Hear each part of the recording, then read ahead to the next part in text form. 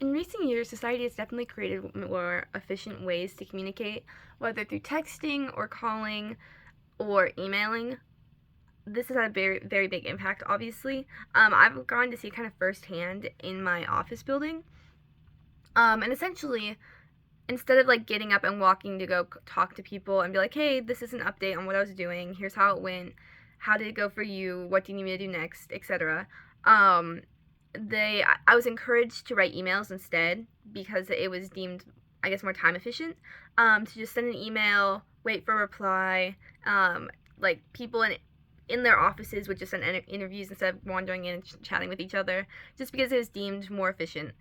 Um, but I don't know if this is necessarily a positive thing because it's definitely taking away a lot of the personal relationships you can build with people.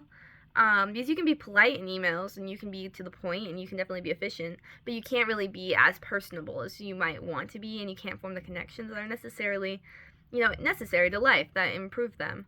And I feel like already people rely on texting more than calling, where calling is like you get to hear someone's voice even if you don't get to like physically see them, where then when you take that entire thing out and then you're texting where you just get to hear words again, so it's like email, so it's a little less personal.